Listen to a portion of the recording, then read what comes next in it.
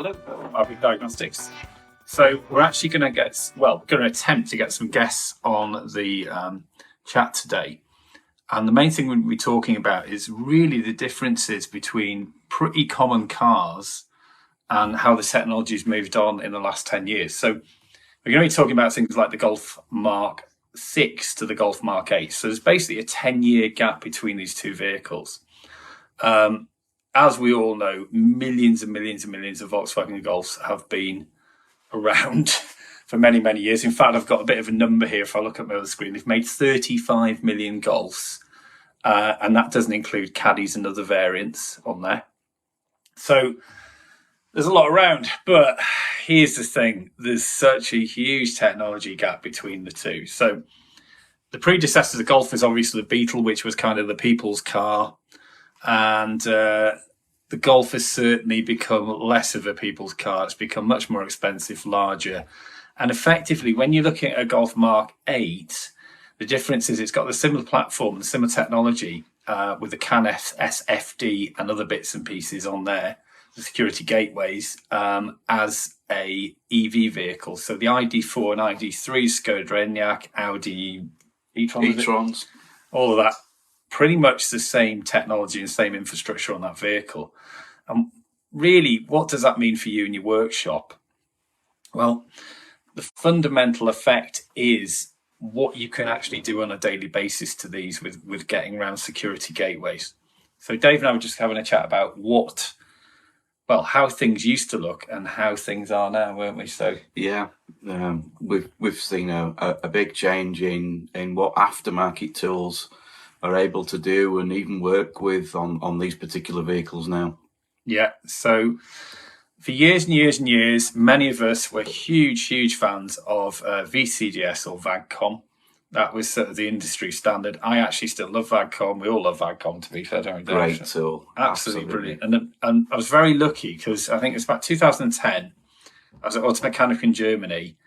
And I think I was waiting for Bosch or somebody like that at the time, and I rushed to the because I'm such a big fan of VAG and VAGCOM. I actually went to meet Uwe Ross from VAGCOM, and I actually said to him, a question which a lot of people ask, which is, why do you give software for free? Because I'd bought the cable, bought my first HexNet cable and everything, and he just went, well, it's kind of like a people's software for the people's car, and it's what's the word when everybody gets involved? It's community. Yeah, network. Like community network and all that. So it's the first real thing of that. And I personally think it's a real shame what's happened with a technology jump for VCDS has basically managed to. You can't go much further with it really at the moment. I'm just trying to add some guests here, I believe. So we've actually been looking into the last few days on what can program Golf Mark 8s. And we've had a look through what Ross Tech are doing. So that's the makers of VAGCOM. And unfortunately, they don't seem to be able to do anything, do they? No, the component protection and the removal of seems to be the biggest factor. So if you're not familiar with component protection, basically what that does is that's reintroducing the component back into the vehicle. So that's before you've started to do any coding or any programming. That individual part, module needs to be introduced to the vehicle. And that's mainly really designed to stop you retrofitting second-hand components. That was the main purpose, I believe, behind component protection. So we were hoping to get John Morgan on this call as well, and we're trying to get Ian from Ian's Autos as well. Basically, the problem we're finding now is we have got some other stuff which is unable to lock the gateway modules. So I think we've got things like Delphi and there's things like TopDon. TopDon were a little bit suspicious of quite how it's doing some of the thing it's doing, to be quite honest with you, because it does seem to be getting around some of the security aspects. There's always going to be tool manufacturers out there trying to find these workarounds, as the manufacturers obviously are introducing more and more security restricted features to the vehicles as well as the software. But I suppose, we're quite fortunate here at Maverick Diagnostics that we do have a lot of dealer diagnostic tools. So we have a lot of first-hand experience of what they're adding on newer models. probably for yourselves out there in the workshops, again, these vehicles, they're probably still a year, maybe even 2 years away from coming mainstream in your workshop. So really, is it something you need to be worried about right now? Well, yes, because that day will approach and it will come. And you don't want to be starting to learn from it whilst you got the vehicle there in the workshop. And I suppose the other point here is we're talking about like one of the most common cars in the world, the Golf variants. And it's not just the Golf variants, everything else is now getting protection. And most people know about the FCA gateways, the Fiat Chrysler Alpha gateways, it's really called. And there is, they are basically these gateways, the encryption on these gateways. So if you can imagine that, it's a bit like the Enigma code, but 500 times longer. They have 128-bit encryption, which you can't possibly crack, or you can't easily crack. So they actually have to pay the manufacturer to unlock the gateways. So, like, for example, with FCA, that's exactly what Bosch and Delphi, they actually have to pay a fee to them yearly to allow them access through that gateway. So it's going to get tougher, really, isn't it? Well, this is it. As aftermarket tools want to compete, and want to be able to give you that functionality and make it easier and simpler, then, of course, they're paying now the manufacturers for access through their security gateway. The manufacturers are now making money from the aftermarket tool suppliers to give you that access.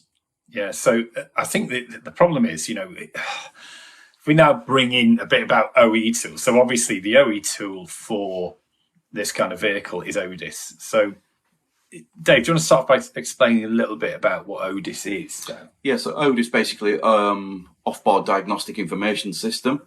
It's used for core 4 brands, which is Volkswagen, Audi, Seat and Skoda, including obviously the Volkswagen light commercial vehicles. It's a Windows-based platform that allows you access for diagnostics, coding and programming on a subscription-based model. So you can pay for the software by the hour, the day, the week, the month or the year, depending on how busy you are. With that, when you do your application to Volkswagen, you're applying for full security access. Therefore, you get what they call a Gecko RSA security token.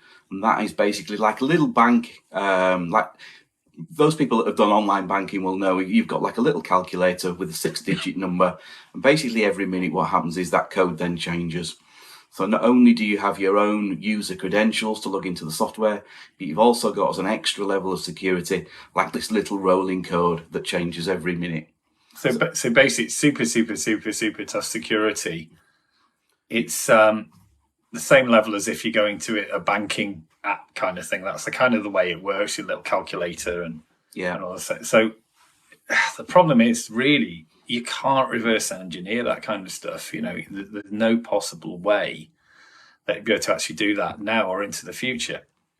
They've just made it so bloody tough. And the other part of this is that a lot of what it's called, it's supposed to be off-board diagnostics, but actually a lot of it's on the cloud. It's cloud-based and online, So although you do have a lot of software files already downloaded on your computer, then of course you still need to request access to use those files and transfer them, and that's where the extra level of security comes in. Yeah. So altogether, as a workshop, the proposition these days, I mean, everybody, well, not everybody, a lot of people do specialize now, but for those who are not specializing in a particular brand, it's going to become really, really tough to do the most basic sort of functionality on a Volkswagen. Yeah. Basic servicing, it's going to be very difficult. Oh, we're just having a bit of a technical... Apparently it's frozen. It's frozen, is it? Yeah. Oh, okay. I don't know why. But it looks okay on mine. Okay, well, it looks okay on Laura's, does it? Are we still talking on yours? Is that frozen there? Can you still hear the voice? Yeah. Okay. Gotta love technology. I think we're going to record these sessions rather than try and do them live, actually. It's driving us a bit mad every time there's some kind of technical faux pas. We've got gigabit Wi-Fi here, so it's not the Wi-Fi. We think it's Facebook. Anyway, so yeah, security is going to get tougher. We work with all of the brands pretty much. We work with Autologic, Opus IVS, as we should call them now. We work with some of the Chinese brands, but to be quite honest with you guys, it looks like with Volkswagen, you're going to have to start investing in Odis and Odis only, because it's really not going to get you very far in future. Oh, okay. Laura's still playing with our screen because it's not working properly. So we're going to talk a bit about how to get involved with it, with Odis, and we're hoping to get some people on that are actually using the software in workshops currently right now. Bit of gurus and are seeing these types of vehicles, and again the differences between the Mark 6 and how they've really tackled dealing with Mark 8 Golfs as opposed to the Mark 6s, what challenges they've seen, and what that's brought and what that's meant to the workshop. So yes, it'd be great to try and hear from some of our experts that are out there using this on a daily basis. So we do. John Morgan, who a lot of people may know, is Mr. Volkswagen in the UK. To be fair, he's actually we use him. We sell his course. To be fair, it's not our course; it's John's course for technical training for Odis. And actually, we did the course, didn't we? Yeah, great, really good. And to be fair, we've been using Odis for years, and we always thought, oh, it's really slow, it's really clunky, it's this, it's that, and the other. And actually, we did John's course and realised we'd been pressing the wrong buttons pretty much. We decided that we'd been pressing the wrong buttons, and actually, it wasn't quite as slow or as clunky as we'd been using it, had it, over the years. No, and it's always nice to get somebody who does use the tool in anger on a daily basis and has also been dealer trained as well, because we do think that, again, we think we're slightly poorly treated in the aftermarket and don't exactly get what the dealers are getting, but actually sometimes that's not always the case.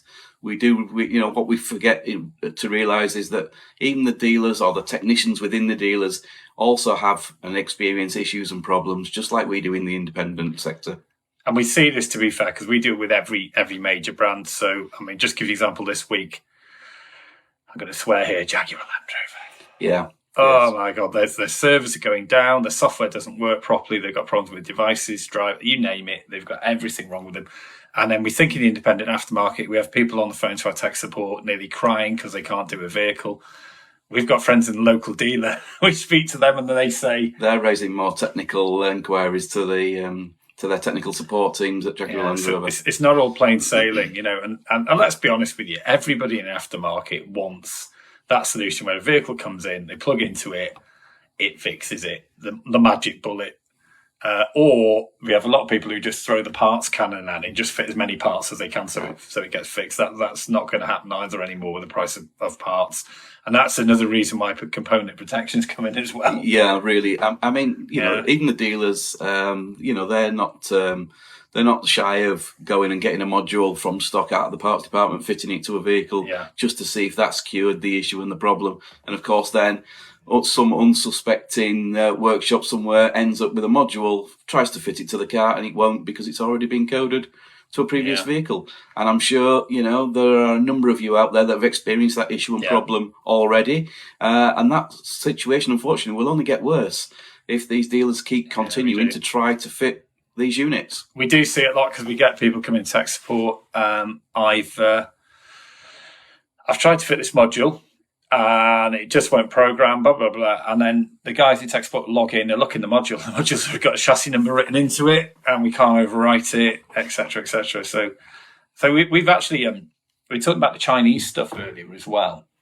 Yeah. So, there's some real interesting stuff with the Chinese, and we're not sure quite how they're doing everything, to put it mildly, because the security side of it is quite interesting. Because obviously, as Dave said, you've got basically it's like a double encryption to get to log into your machine to get into the vehicle. So they need to know who's been fixing that vehicle at what time. And some of the Chinese still seem to actually go straight in. Yeah. Through these modules, so we can't legally comment about this, but it's fantastic at the moment for you guys using these tools. But again, as we've seen with historically, we've seen with tools, you'll have the function one week and you'll do an update, and the next week suddenly the tool will no longer function as it did previously. Briefly, Daniel Mayo's written comment: confirm Odis for all EV brands. Yeah. Launch Autel can read, but no functionality due to SFD. Even caliper wind back or service resetting. Yeah, so that's there you go. So Dan Mayo. So Dan Mayo is MMS Technic, who is probably you've got people like Cleveland EV and then MS Technically, the top sort of EV people in the UK at the moment. And Dan has been testing various tools, and Dan was just feeding back there that basically the Autel, the launch, does nothing pretty much on EVs. And obviously, again, Dan's having to use things like Otis and to actually get any real results on EVs to do any proper diagnosis. So again, it's it's a problem. Okay. So, I mean, again, we've been doing a lot of work on Tesla the last few months, haven't we, as well? So. Yeah. There's lots and lots of different manufacturers all out there with their different levels of encryption. We've seen Mercedes-Benz now. Again, they're adding these extra levels of security now on their new E-Class and their S-Class. Again, full DOIP with extra security, with apps on your phone, with electronic passports. And again, more and more manufacturers are just going to be following suit. Yeah, and that's it. It is going to get tougher. As far as actually applications for security and things go as well, that's becoming more interesting. We've actually talked about CERMI in the past. So CERMI is coming in Europe in August. Late August. Unfortunately, and anybody who's viewing from the UK, not Ireland, because CERMI is also coming into the south of Ireland as well in August. The UK government haven't done anything about it yet, despite the amount of lobbying that's been pushed at them by the industry. Amount of lobbying and pressuring from the automotive industry. So you guys in the UK are still in the same situation. But if you're going to apply for security, it's going to stay the same at the moment, where you have to really have every bit of proof that you're trading in the motor trade and you're a VAT registered limited company. And apply to them all individually and separately, as you're currently doing at the moment. Because if you don't know what the CERMI thing is, the CERMI is kind of this magic passport, which once you've registered and you've registered with the Trust Centre, then you can just say, hey, I'm a CERMI member, give me access to this and give me access to that. Which, to be fair, as Maverick, we were just like, yes, this is the best thing in the world. And then thank you, UK government, for doing absolutely nothing about it again. Yeah, thanks very much. Yeah, great. Yes, it's just as going to be making all our lives as difficult, continuing on. So really, the synopsis of this is that if you are going to try and face that technology wall, there's a few things that you can really do. I mean, the first thing is you can think about what vehicles are coming in every day into your workshop. So the very simplest way to do this, and we often talk about this with our guys out on the road, is have a look what the vehicle park is around them. So to do that, you say, well, what dealers have been long established around this? Have I got a Peugeot garage? Have I got a Volkswagen garage? Is it in fact, one of the bigger groups that are selling most of the cars into my locality? And have a look at what cars have been coming in over the last couple of years. So look at your books and say, hey, we did, 100 Ford Transit last year. Maybe we'll think about investing in some Ford, or there's a lease company down the road that hires out Mercedes vans or something like that. So that's one really important factor. Because really you're not going to be able to keep up with all of the technology that's out there and and the rapid rate that it's moving forward with the vehicle manufacturers. So specialization is probably going to be one of the solutions. And the other thing that we're finding is you need decent data systems, decent technical data systems. Now, if you are going to go down the OE route, you've got technical data either available on the tool or available separately through the portal. So Mercedes we were talking about, weren't we? So yeah. You got DAS and stuff like that. So you got the workshop information, the Wiz, the ASDRA, there's entry tips, and every manufacturer has these portals available for you to register on and obtain this information on a pay-as-you-go service and basis. If you're struggling to find these manufacturers' sites for technical information, if you head to our Maverick Diagnostics website, to the free resource section towards the bottom, and you'll see the OE website manufacturers links there.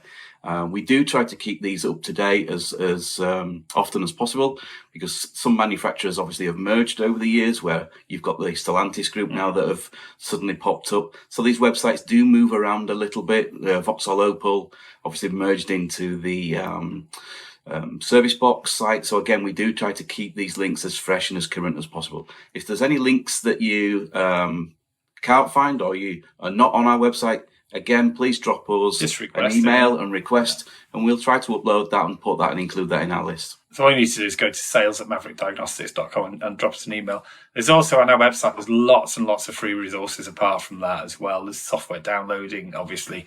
There's loads and loads and loads of blogs about how to make money from diagnostics and managing your business.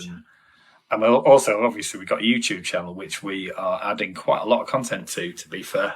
We're getting more and more into the EV side of things. We'll be adding bits about oscilloscope and basic diagnostic training on there. We're going to be doing a hell of a lot, actually, in 2023. We've just got a guy in who is going to be doing quite a lot more on there, isn't we? Hope so, yeah. Yeah, I hope so. So, and keep an eye on our Facebook posts as well. Yeah, so altogether, advice is, so if you start hating that technology wall, contact us and we will try and support you, because it's not going to get any easier. We all know that, you know. The manufacturers seem to be determined to just go down the EV and hybrid route at the moment, which is another added layer of complexity again. And as I say, we've been doing a lot with that over the last few months. It's been a huge part of what we're looking at, the future of the workshops. Yeah, if you're a multi-franchise workshop out there as well, what I would also say as well is, again, don't shy away from the pass-through option. You know, so there is that stepping stone. If you've got an aftermarket tool that's not working and not communicating with these vehicles, there's always a stepping stone to operating the dealer tool, and that is via pass-through. It's sometimes is a little bit restricted with certain vehicles and certain manufacturers, you know. But Volkswagen, we've been testing the VAG Mongoose J2534 pass-through cable, and we found that that's really, really good solution. You know, it's enabled us to do key coding and programming, module software updating, as well as doing the diagnostics on the very latest vehicles, you know, 1-year-old vehicles. You know, so that is an option. We did an entire blog about that, and we've done some live recordings about pass-through as well. As again on the website, you've done loads on pass-through. We have done quite a bit on pass-through as well, because we've been doing pass-through since pass-through was invented, basically. So we kind of been doing it a very long time. Well over 10 years now. Yeah, it does work, but not for every application. You know, I had a good chat yesterday to someone actually about Volkswagen and pass-through. Yeah, it's not for everybody, but again, it's great. You know, there's a lot of tools out there that you're already using in your workshops. The Bosch KTS users, there's a lot of pass-through enabled tools already out there. You know, try and make the most of them and try and get your feet into using the dealer software via the means of the pass-through devices. Yeah. So really, I mean, why we're here again is we're a support company, essentially, a support and training business these days, but we do give an awful lot of free advice out as well. We've got an interesting question. Can't just for 1 hour dealer info, do you charge the same price as you bought it, or a set price of maybe £20? That's huge. I mean, it's up to you. We always say, with charging customers for diagnostics, what you have to do is manage the expectation carefully. So, for example, when a vehicle comes in, you say to them, right, first of all, going to charge you for initial diagnostic check to look at the vehicle. And then you ring them and say, okay, we can fix this in a couple of hours, or B, we're going to have further exploration. If it's further exploration, it's going to maybe cost, and you give them a rough estimated cost of what it could be in hours terms. So if you feel that you're going to charge for some technical information, you absolutely need to add it onto the bill. What I'd say on that, Hugh, what I would say as well, Hugh, it depends how much that information has helped you and assisted you in fixing the vehicle. Has it then meant that your labour time has taken less to fix the issue and the problem? Would a garage without that information, or without access to that information, would that garage without that, would it have taken them 3, maybe 4 hours to fix it? That garage would still be charging the customer 3 or 4 hours labour. So again, I'd probably look at that side of the element as well. You know, has a document enabled you to do a software update on the vehicle, therefore cured the problem in less time than what a generic diagnostics would have taken you? That's what I would say, Hugh, in that. Look at that as an aspect as well. And the other thing to bear in mind is, quite a lot of these OE tools have fully functional guided diagnostics in them. But, wiring diagrams are always the sort of thing, do you need a wiring diagram?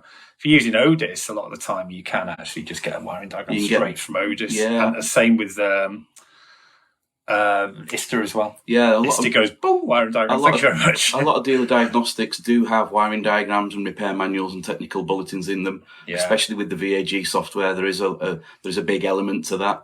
And yes, you can purchase it separately through the Irwin portals, but you don't need to. It's incorporated within the Otis diagnostic software if you know where to look for it. And this again is about, when you go kind of specialization to become a German brand, so Volkswagen, Mercedes and BMW, something like that, or whether you just narrow it down a little bit more. I mean, to be fair, I've got to say, because I started off, I was a Saab Master Tech going back a long time ago. And when all the electronic systems came out, all the electronic parts catalogs and the Whiz and the TIS and all of that, I was the first one to go, oh, this is really good. Start using it. And it made me look like a total genius because I could fix a car.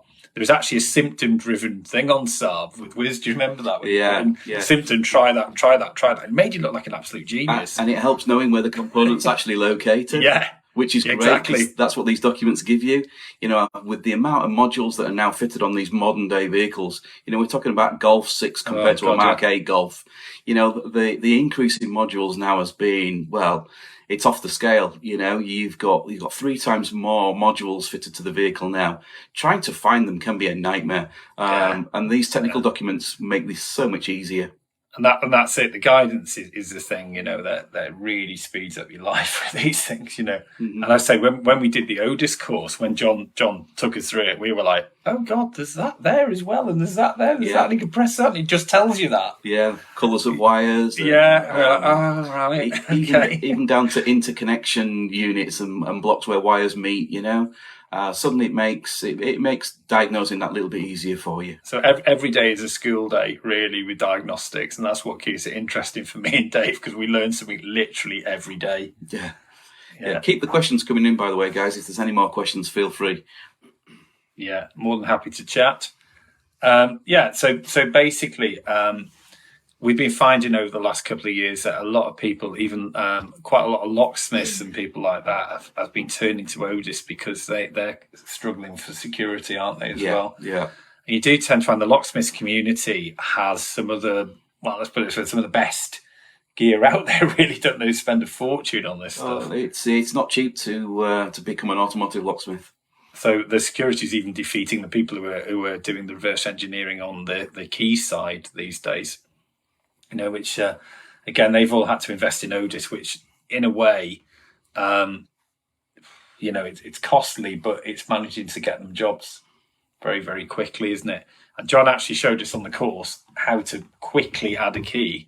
And he does that to encourage locksmiths to use the unit as well. Yeah. Okay, any more questions? Maybe you could tell everyone about the course. Oh, yeah. So, Dave, I'll let you do that. Yeah. So the course run by John Morgan, as Andy's mentioned, 2-day course, covering all basics. Here we go. There you go. Thank you, John. Thanks, John. Just type it for us. That's great.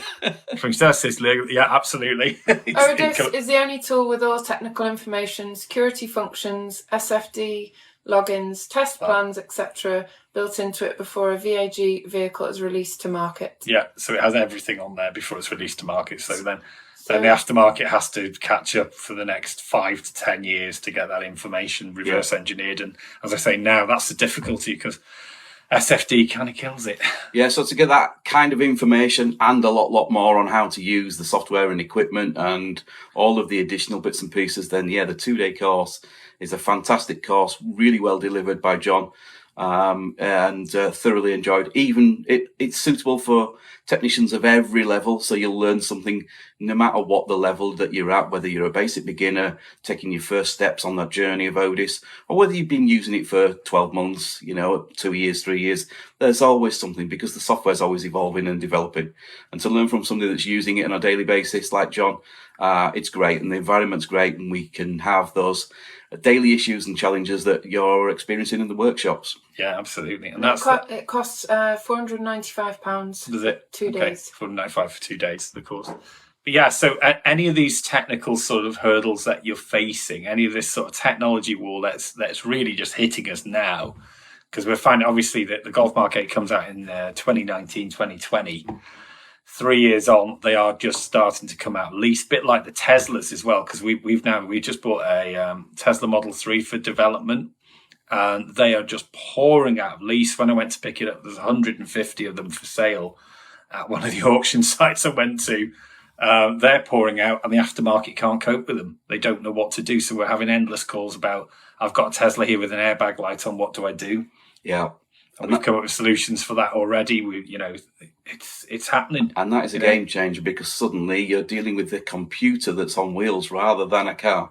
Yeah. And pretty much the Golf Mark 8's a computer that's on wheels, but at least it's made by a car manufacturer. But at least you can apply car logic by a car manufacturer. And you can plug a 16-pin port in, which you can't do on the Tesla. You have to have a special lead and a bit of training, and it's. And I'm sure that's a subject for another day. That's definitely we'll definitely do a Tesla webinar, because we are still learning about them on a daily basis. We are indeed, yes. Yeah. Okay. So well, thank you very much for watching, and thank you, John, for your input. I'm sorry you couldn't join. We'll perhaps schedule something for another time. We'll have to do a live one with John, but I don't know, the technology. I don't know. Facebook Live is a bit.